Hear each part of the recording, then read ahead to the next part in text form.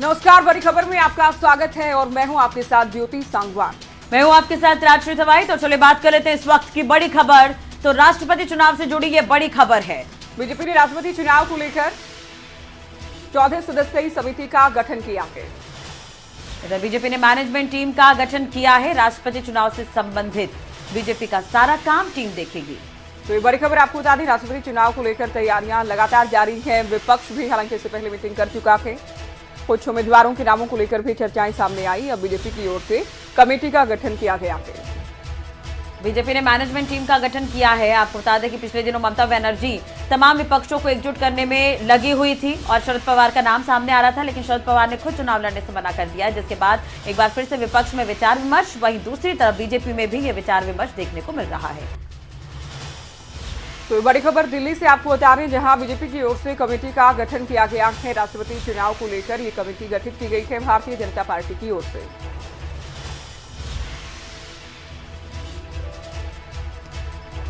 चलिए एक और बड़ी खबर आपको बता दें, अग्निपथ योजना के विरोध में हरियाणा में लगातार प्रदर्शन जारी है। इधर हरियाणा के गृह मंत्री अनिल विज का बयान भी इस पर सामने आया है, जिसमें उन्होंने कहा कि प्रदर्शन कोई भी कर सकता है, लेकिन तोड़फोड़, आगजनी और मारपीट को बर्दाश्त नहीं किया जाएगा। इधर हरियाणा में पुलिस पूरी तरह से अलर्ट मोड पर है, ये अनिल विज ने कहा है। तो अनिल विज की ओर से कहा गया कि जो लोग तोड़फोड़ कर रहे हैं या फिर जो लोग कानून व्यवस्था हाथ में लेने का प्रयास कर रहे हैं, मारपीट या आगजनी की कोशिश में हैं, उन्हें बख्शा नहीं जाएगा। ये उनकी ओर से साफ शब्दों में कह दिया गया है।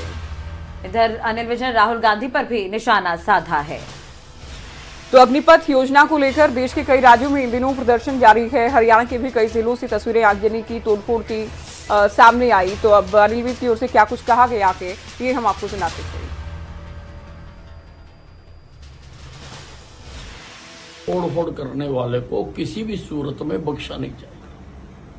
पूरी हिदायतें दे दी गई हैं और सारों की सूचियां बनाई जा रही हैं कि जो भी तोड़फोड़ करेगा उसको हम किसी हालत में बख्श नहीं सकते हैं। आप धरना दीजिए, जुलूस निकालिए, प्रदर्शन करिए, आपका अधिकार है, प्रजातंत्र है, लेकिन तोड़फोड़ करना, मारपीट करना, आगजनी करना को हम किसी हालत में बर्दाश्त नहीं करेंगे। राहुल गांधी जी को तो सब तरफ अंधेरा ही अंधेरा नजर आता है। उनको चीजों के अच्छे पहलू नजर नहीं आते हैं और लोगों को नजर आते हैं। इसीलिए लोग बार बार, अब 5 राज्यों के चुनाव हुए तो कांग्रेस का तो 5 राज्यों से सफाया हो गया। राहुल गांधी को ये समझ नहीं आता कि अगर जनता ना समझ रही होती तो ऐसा थोड़ा हो सकता था। जनता सब समझ रही है कि प्रधानमंत्री नरेंद्र मोदी जो नीतियां बना रहे हैं वो देश हित में है। इधर रक्षा मंत्रालय ने अग्निपथ योजना को लेकर एक बड़ा बदलाव किया है। बिल्कुल, मोदी सरकार ने अग्निपथ योजना के लिए अधिकतम आयु में बदलाव किया है। ये सीमा को बदला गया है। क्या कुछ ये बदलाव है, एक रिपोर्ट आपको दिखाते हैं। अग्निपथ भर्ती योजना के खिलाफ कई राज्यों में युवा सड़कों और रेलवे ट्रैक पर उतर आए हैं। अग्निवीर के रूप में 4 सालों तक सैन्य सेवा के बाद के भविष्य को लेकर आशंकित युवाओं ने कई जगहों पर योजना के खिलाफ प्रदर्शन किया। युवाओं की भीड़ उग्र हो गई, जमकर उत्पात मचाया। भारी विरोध के बीच सरकार ने भर्ती योजना के पहले बैच के लिए आयु सीमा में बदलाव करने का ऐलान किया है। केंद्र ने पूरे दिन योजना के खिलाफ प्रदर्शन को देखते हुए अग्निपथ भर्ती योजना के पहले बैच के लिए ऊपरी आयु सीमा 21 साल से बढ़ाकर 23 साल कर दी है। 2022 के लिए प्रस्तावित भर्ती के लिए आयु में छूट सिर्फ एक बार दी जाएगी। पहले इस योजना के लिए आयु सीमा 21 साल निर्धारित की गई थी। योजना के ऐलान के 2 दिन के भीतर पहले संशोधन में केंद्र ने कहा कि इस तथ्य का संज्ञान लेते हुए पिछले 2 सालों के दौरान भर्ती करना संभव नहीं था। सरकार ने यह फैसला किया कि 2022 के लिए प्रस्तावित भर्ती प्रक्रिया में एकमुश्त छूट दी जाएगी।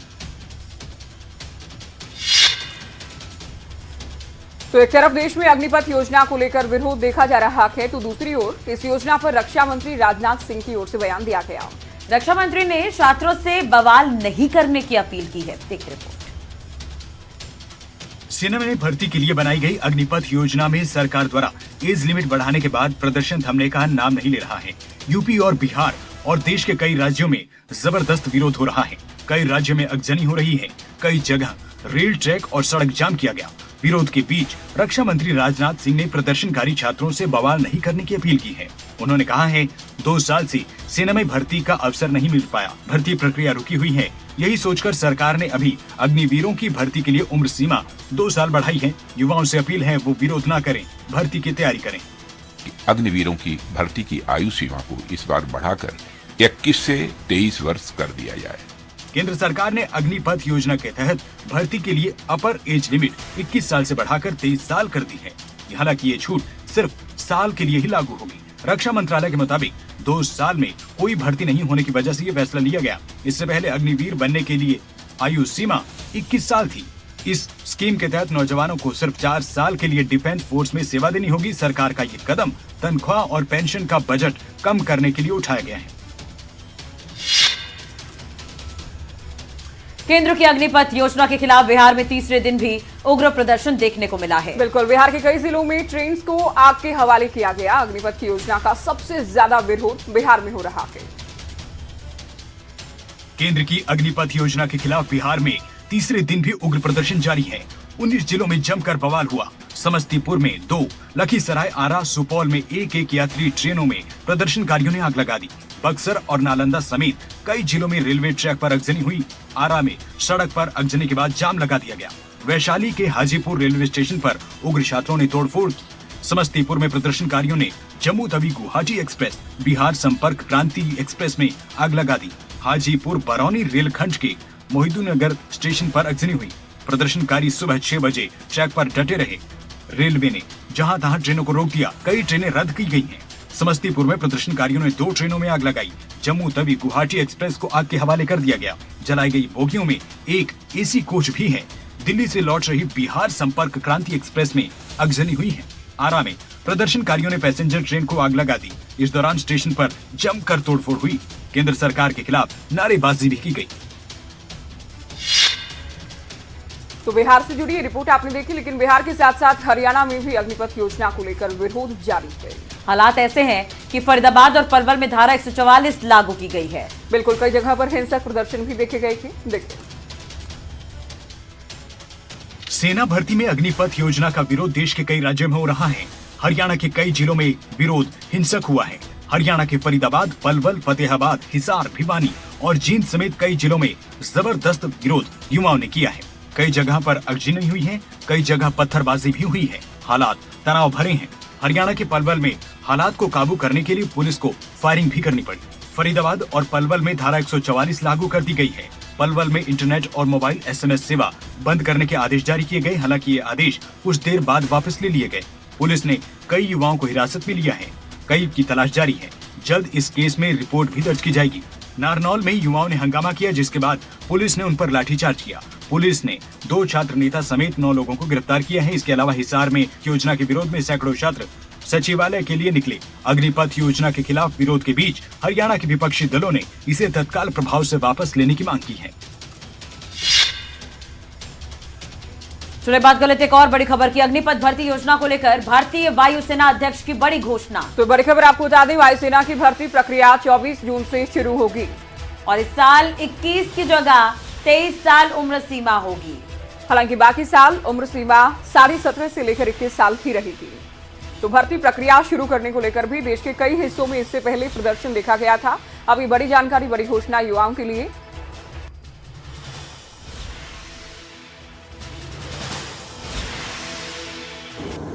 भारत सरकार ने अग्निपथ योजना की घोषणा की है, जिसके द्वारा नौजवान आर्म फोर्सेस में भर्ती हो सकते हैं। इस योजना में भर्ती की आयु 17.5 से 21 साल रखी गई है। मुझे ये बताते हुए खुशी है कि पहली भर्ती के लिए उम्र की अपर एज लिमिट 23 साल कर दी गई है। इस चेंज से नौजवानों को फायदा होगा। मुझे भरोसा है कि युवा बड़ी संख्या में भर्ती के लिए अप्लाई करेंगे। वायुसेना की भर्ती प्रक्रिया 24 जून से आरंभ होगी। जय हिंद। तो army chief lieutenant general Manoj Pande का इस पर क्या कुछ कहना है, सुनवाते हैं। ये जल्दी भी ही प्रक्रिया शुरू होने जाने वाली है। अगली 2 दिन में ये अधिसूचना या नोटिफिकेशन joinindianarmy.nic.in पर ये घोषित किया जाएगा और उसके पश्चात हमारे आर्मी रिक्रूटमेंट ऑर्गेनाइजेशंस है वो रजिस्ट्रेशन और रैली उसका शेड्यूल डिटेल में डिक्लेयर करेंगे। इन सब प्रक्रिया में हम ये सुनिश्चित करेंगे कि जितने भी युवा या जितने भी उम्मीदवार हैं उनको तैयारी के लिए और रजिस्ट्रेशन के लिए दोनों के लिए पर्याप्त समय दिया जाएगा। और अंत में जहां तक अग्निवीर का रिक्रूटमेंट ट्रेनिंग सेंटर में जाने का सवाल है, तकरीबन इस साल के दिसंबर तक पहला अग्निवीर की ट्रेनिंग रिक्रूट सेंटर में शुरू हो जाएगी। चलिए बात कर लेते हैं मौसम की। तो बारिश के कारण दिल्ली समेत अन्य राज्यों में भी मौसम काफी खुशनुमा हो गया है। तो फिलहाल लोगों को झुलसा देने वाली गर्मी से राहत जरूर मिल गई है। बारिश के कारण दिल्ली समेत अन्य राज्यों में भी मौसम खुशगवार हो गया है और फिलहाल लोगों को झुलसा देने वाली गर्मी से राहत मिली है। उत्तरी और मध्य भारत में पड़ रही है गर्मी के बीच मानसून की आहट से तापमान में गिरावट आई है, जिससे लोगों को गर्मी से राहत मिली है। मौसम विभाग के अनुसार संभावना जताई जा रही है कि दक्षिण पश्चिम मानसून 23 जून से 29 जून के बीच उत्तर पश्चिम भारत और मध्य भारत के कई इलाकों को कवर कर सकता है। आईएमडी की ओर से कहा गया है कि देश के सभी हिस्सों में हीट वेव का प्रभाव अब खत्म हो रहा है। आईएमडी के अनुसार दक्षिण पश्चिम मानसून अब मध्य और पूर्वी भारत की तरफ बढ़ रहा है। इसके चलते पश्चिमी विक्षोभ उत्तर पश्चिमी क्षेत्र को प्रभावित कर रहा है। फिलहाल हीट वेव की स्थिति 16 जून से खत्म हो गई है और इसी के साथ ही मौसम विभाग का ये भी अनुमान है कि आने वाली 29 जून तक देश के किसी भी हिस्से में किसी भी प्रकार की लू चलने की संभावना नहीं है। आपको बता दें कि दिल्ली, हरियाणा और हिमाचल में बारिश के कारण तापमान में गिरावट है, जिससे लोगों ने काफी राहत महसूस की है। चलिए बात करेंगे जम्मू कश्मीर की, जहां सुरक्षा बलों ने 2 अलग अलग मुठभेड़ में 4 आतंकियों को ढेर कर दिया है। पिछले करीब 24 घंटे में घाटी में अब तक 6 आतंकी मारे गए हैं। देखिए रिपोर्ट। जम्मू कश्मीर में सुरक्षा बलों का एक्शन जारी है। सुरक्षा बलों ने 2 अलग अलग मुठभेड़ में 3 आतंकियों को मार गिराया। कश्मीर जोन पुलिस के मुताबिक अनंतनाग जिले के हंगलगुंड इलाके में सुरक्षा बलों ने मुठभेड़ में 2 आतंकियों को ढेर कर दिया है। कश्मीर क्षेत्र के पुलिस महानिरीक्षक विजय कुमार ने बताया कि मारे गए आतंकवादियों की पहचान हिजबुल मुजाहिदीन के जुनैद और बासित भट्ट के रूप में हुई है। आतंकी बासित अनंतनाग में पिछले साल हुई बीजेपी के सरपंच रसूल डार, उनकी पत्नी और एक पंच की हत्या में शामिल था। इससे ठीक पहले कुलगाम के मिशीपुरा इलाके में सुरक्षा बलों ने 2 आतंकियों को ढेर कर दिया। पुलिस के एक प्रवक्ता ने कहा कि सुरक्षा बलों ने मंगलवार को कुलगाम के मिशीपुर इलाके में आतंकवादियों की मौजूदगी की सूचना मिलने के बाद आतंकवादी रोधी अभियान शुरू किया था। बुधवार को सुरक्षा बलों के साथ हुई मुठभेड़ में लश्कर तैयबा के 2 आतंकवादी मारे गए, जिनमें से एक हाल में ही बैंक प्रबंधक की हुई हत्या में शामिल था। पुलिस ने जानकारी दी है कि सुरक्षा बल के शोपिया जिले के काउंसिल में घेराबंदी कर तलाश अभियान शुरू करने के बाद बल और आतंकवादियों के बीच ये मुठभेड़ शुरू हुई। डेरा सच्चा सौदा के गुरमीत राम रहीम को एक बार फिर से पैरोल मिल गई है। तो एक बार फिर से 1 महीने के लिए जेल से बाहर आ गया है। इससे पहले उसे फरवरी के पहले हफ्ते में 21 दिन के लिए पैरोल दी गई थी। डेरा सच्चा सौदा के संचालक गुरमीत राम रहीम को 4 महीने में दूसरी बार पैरोल मिल गई है। इस बार वो 1 महीने के लिए जेल से बाहर आया है। सुबह करीब 5:30 बजे कड़ी सुरक्षा के बीच राम रहीम जेल से बाहर निकला, सीधे बागपत स्थित अपने आश्रम पहुंचा। अपनी 2 साध्वियों से रेप और 2 लोगों की हत्या का दोषी राम रहीम रोहतक की सुनारिया जेल में बंद रहा है। दुष्कर्म और हत्या के मामले में सजा काट रहे राम रहीम ने 1 महीने पहले पैरोल के लिए अप्लाई किया था। उसने बताया था कि पैरोल की अवधि में उसका ठिकाना बागपत के बरवाना आश्रम होगा।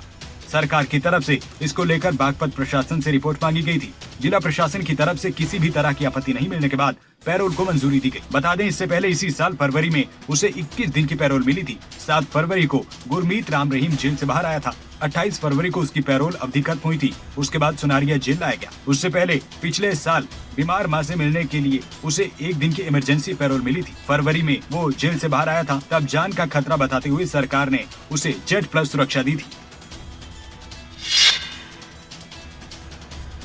चलो बुलेटिन में आगे बढ़ेंगे। अब बात चंडीगढ़ के, जहां सेक्टर 56 में उस वक्त दहशत मच गई जब चंडीगढ़ सेक्टर 38 ब्रांच के HP गैस एजेंसी के डिलीवरी ऑटो में सिलेंडर लीक होने से आग लग गई। हालांकि डिलीवरी बॉय की सूझबूझ से बड़ा हादसा होते होते टल गया, लेकिन डिलीवरी बॉय खुद जख्मी हो गया। देखिए रिपोर्ट। मोहाली फेज 6 के सरकारी अस्पताल में उपचाराधीन डिलीवरी बॉय कुंवरपाल ने बताया कि वो सेक्टर 38 HP गैस सर्विस में बतौर डिलीवरी बॉय काम करता है। गैस सिलेंडर डिलीवरी करने के लिए जा रहा था कि एकाएक ऑटो में रखे एक सिलेंडर में आग लग गई, जिस पर काफी मशक्कत के बाद काबू पाया गया, लेकिन इस कोशिश के दौरान वो खुद बुरी तरह से झुलस गया। आसपास के लोगों की मदद से उसे मोहाली फेज 6 के सरकारी अस्पताल में उपचार के लिए भर्ती करवाया गया। वहीं डिलीवरी बॉय कुंवरपाल के भाई बंटी ने बताया कि हादसा सिलेंडर में लीकेज और सिलेंडर में फॉल्ट होने के कारण घटा है। उसके भाई का चेहरा, हाथ और छाती बुरी तरह से झुलस गई है। बहरहाल डिलीवरी बॉय की समझदारी के कारण एक बड़ा हादसा टल गया, लेकिन इस दौरान वो खुद झुलस गया। ले गया था ना, उसमें एक लीक था, ढक्कन बार बार उठा के देता था। अच्छे उसको मैं देखने के लिए खड़ी किया, उसमें पता नहीं गाड़ी स्टार्ट छोड़ दिया था मैं, या तो गाड़ी की वजह से या पता नहीं कैसे आग पकड़ ली उसमें।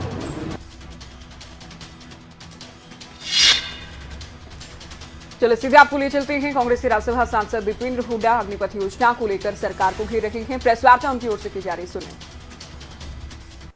इसको तुरंत रूप से रद्द किया जाए, क्योंकि अग्निपथ भर्ती योजना ना तो राष्ट्र की सुरक्षा के हित में है, ना ही राष्ट्र हित में है, ना ही हमारे देश के नौजवानों के भविष्य के हित में है। ये योजना सरकार क्या सोच के लाई है, इसका आकलन करना मुश्किल है, क्योंकि ये पहली बार नहीं है कि सरकार फैसला कर देती है और बाद में पछताती है और फैसले से पीछे कदम भी लेने पड़ते हैं। आपको याद होगा डिमोनेटाइजेशन के समय यही बात आई थी, जीएसटी कैसे लान फान में लागू किया गया, घंटी बजाकर उस समय ये बात आई थी। किसान आंदोलन के समय वो बात आई थी, 3 कानून ले आए गए, बाद में सरकार को वापस लेने पड़ा। और अब ये इतना बड़ा बदलाव देश की सेना बलों के लिए सरकार बिना सोचे समझे लाई, ये दुर्भाग्य की बात है। अब मैं मुख्य रूप से 4 बिंदुओं पे कि ये वापस हमारी पहले कि भाई ये वापस क्यों हो, ये ऐसी हमारी मांग क्यों है और हमारी बाकी क्या मांग है, मैं आपके बीच में अपनी बात रखना चाहता हूं। पहली बात, ये देश की राष्ट्र की सुरक्षा के हित में नहीं है। उसका कारण है कि सरकार पहले बताए कि ये अग्निपथ योजना की लाने की आवश्यकता क्यों पड़ी। एक देश, भारतवर्ष की फौज, हिंदुस्तान की फौज, जिसकी दुनिया में साख है, सबसे बेहतरीन अगर फौज कहीं की मानी जाती है तो हिंदुस्तान की मानी जाती है। उसमें क्या कमी थी? हमारा एक इस्टेब्लिश सिस्टम है, रिक्रूटमेंट का इस्टेब्लिश सिस्टम है, रेजिमेंट्स का इस्टेब्लिश सिस्टम है, जो हमारे स्तंभ हैं, जो हमारी नींव है, जिसकी वजह से हमारी फौज का मनोबल दुनिया में सबसे बढ़िया है, पराक्रम दुनिया में सबसे बढ़िया। लेकिन सरकार ने उसको डिस्टर्ब कर दिया। अब ये जो 4 साल के लिए 17.5 साल में आप अंदाजा लगाएं, जो युवा आएंगे, पहला साल 6 महीने की बता रहे हैं ट्रेनिंग, आज 1 साल की ट्रेनिंग होती है, तो उसको ट्रेनिंग को भी कम करेंगे। अगर आप किसी भी फौज से जुड़े हुए एक्सपर्ट से बात करो तो पहला साल ट्रेनिंग और अगले दूसरा और तीसरा साल अपनी रेजिमेंट्स और टैक्टिकल ट्रेनिंग जिसको कहते हैं, तीसरे साल के बाद संपूर्ण सैनिक फौज को मिलता है। यहां पर पहला साल ट्रेनिंग और तीसरा और चौथा साल इस बात की चिंता में कि आगे क्या करेंगे। आगे जब यहां से फ्री हो जाएंगे, क्योंकि 75% लोगों को फ्री कर दिया जाएगा, तो आगे उनका भविष्य क्या होगा। आपने भी ग्रेजुएशन करी होगी, इंजीनियरिंग करी होगी, कोई 3 साल का कोर्स है, कोई 4 साल का कोर्स है, आखिरी 1-2 साल आप भी ये सोचते होगे जब आप अपनी ग्रेजुएशन कर रहे थे कि आगे क्या करेंगे। ऐसे ही जो जाएगा वो सोचेगा आगे क्या करेगा, तो फौज में किस मनोबल से वो काम करेगा, इस पे बड़ा प्रश्न उठता है। आज कम से कम 15 साल की एक सर्विस रहती है, तो इस असुरक्षा में जिस देश का सैनिक अपने भविष्य को लेकर असुरक्षित अपने आप को महसूस करेगा, वो देश की सुरक्षा में किस मनोबल से लगेगा, उसका आप अंदाजा लगा सकते हैं।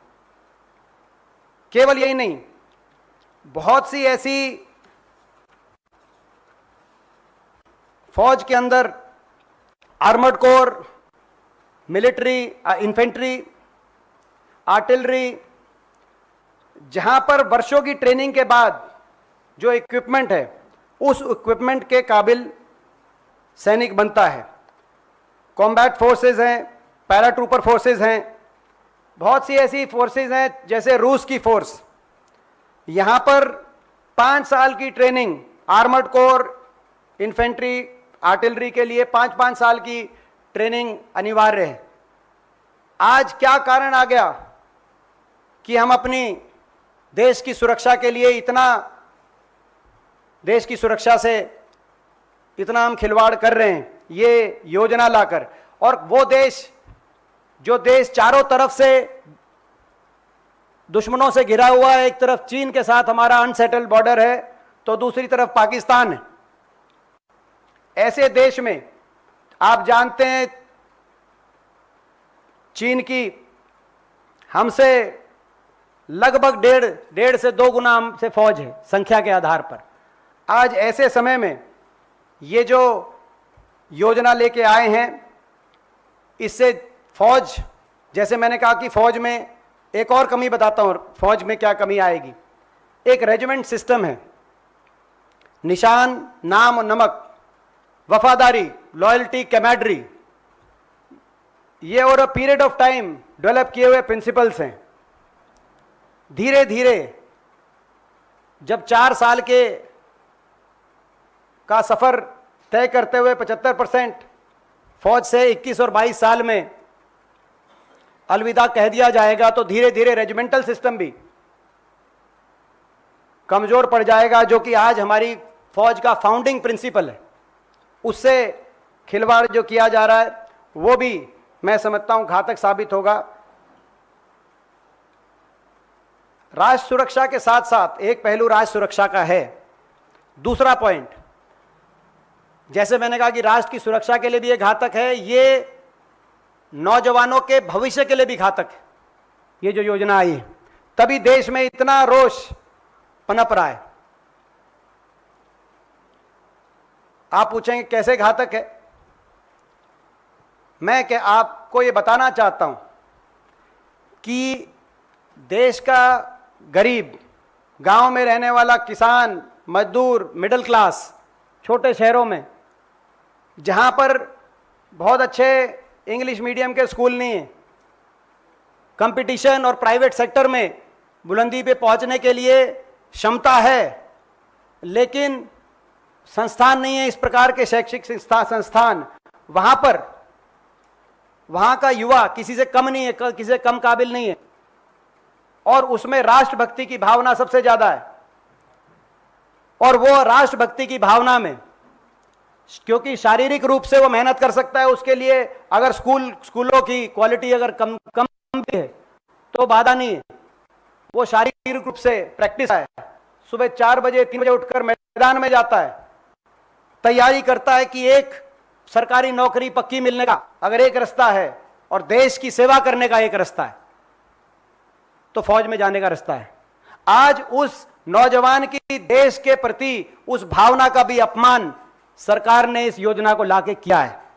इसीलिए देश का नौजवान में इतना रोष, देश के नौजवान में इसलिए इतना रोष है कि आप 12वीं क्लास के बाद फौज में ले जाएंगे 4 साल के लिए, ना वो ग्रेजुएशन कर सकता ना इंजीनियरिंग कर सकता। 4 साल के बाद बाहर निकलेगा, आपने उससे वो भी जरिया छीन लिया। ग्रेजुएशन का भी जरिया छीन लिया, इंजीनियरिंग का भी जरिया छीन लिया। ये असुरक्षा देश के नौजवान के भविष्य को असुरक्षित करके आपने छोड़ दिया, जिससे आप देश की सुरक्षा के लिए जिससे बलिदान चाहते हैं उसके भविष्य को आपने असुरक्षित छोड़ दिया। ये छोटी बात नहीं है। वायदा था इनका, जिस वायदे के आधार पर आए थे, हरियाणा की धरती से प्रधानमंत्री जी ने 2014 का अपना चुनाव का बिगुल बजाया था, रेवाड़ी की पावन धरा से, वीरभूमि से, हरियाणा वीरभूमि जहां से मैं आता हूं। देश का हर 10वां सैनिक हरियाणा से, वहां से खड़े होकर प्रधानमंत्री जी ने उद्घोष किया था 1 रैंक 1 पेंशन। 1 रैंक 1 पेंशन के नारे से आए थे, लेकिन दुर्भाग्य से नो रैंक नो पेंशन लेके आ गए। और इसीलिए युवाओं में रोष है। युवाओं में और किस लिए रोष है? 3 साल से भर्ती नहीं हुई। मेरे द्वारा 28 मार्च 2022 को मैंने संसद में प्रश्न उठाया था, जिसके जवाब में रक्षा मंत्री जी ने कहा था कि लगभग 1.5 लाख पद एक और रिक्त हैं सेनाओं में, सैन्य बलों में, और दूसरी ओर लगभग 3 साल से भर्ती न के बराबर भर्ती हो रही। देश के नौजवान में इसको भी लेके रोष है। और जो आज कहा, आनन फानन में बार बार हमने अनुरोध किया, बार बार संसद में मैंने अनुरोध किया कि भर्ती खोलिए, 1.5 लाख पद वेकेंट हैं, रिक्त पद हैं, भर्ती खोलिए, भर्ती क्यों रोक रखी है आपने?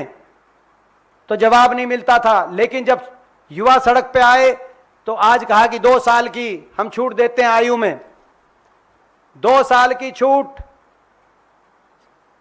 से हम संतुष्ट नहीं है, हमारी मांग है 3 साल की छूट होनी चाहिए, क्योंकि